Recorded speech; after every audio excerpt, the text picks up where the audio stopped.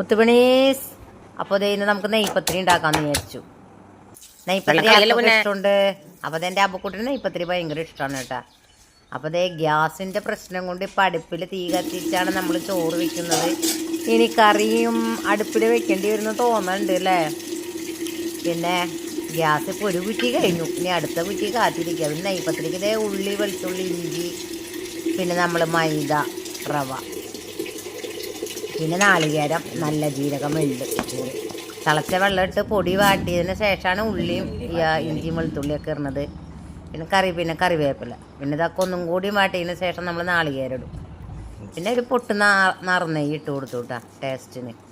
പിന്നെ ഇത് എള്ളിട്ട് കൊടുത്തു. കരിഞ്ജീരകം ഉണ്ടെങ്കിൽ കരിഞ്ജീരകം ഇട്ട് കൊടുക്കാം കേട്ടോ. കരിഞ്ജീരകം ഉണ്ടായില്ല, അപ്പോൾ ഞാൻ എള്ളിൽ അഡ്ജസ്റ്റ് ചെയ്തു. പിന്നെ അതെ നെയ്പത്തിരി ഉണ്ടാക്കി. നമ്മുടെ അബക്കുട്ടിന് ഏറ്റവും ഇഷ്ടമുള്ള സംഭവമാണ് നെയ്പത്തിരി. അപ്പോൾ ഇന്ന് ബീഫ് കറിയാണ്. അപ്പോൾ ബീഫ് കറിയും നെയ്പത്തിരിയും നല്ല കോമ്പിനേഷൻ ആണെന്ന് തോന്നുന്നു. പിന്നെ ബീഫ് നമ്മൾ പെരുന്നാളിന് മേടിച്ച് വെച്ചതായിരുന്നു കേട്ടോ. അപ്പോൾ ഇന്നാണ് ഞങ്ങളത് ബാക്കി എടുത്തത്. അപ്പോൾ കായിട്ട് വെച്ചു. പിന്നെ നമ്മുടെ മാൾക്കുട്ടിക്ക് പാവയ്ക്കുപ്പേരി ഭയങ്കര ഇഷ്ടമാണ്. ഞങ്ങൾക്കെല്ലാവർക്കും ചീരയും പരിപ്പും കുത്തിക്കാച്ചിയതാണ്, ഉണക്കമീൻ വറുത്തതും ഉച്ചത്തേക്ക്.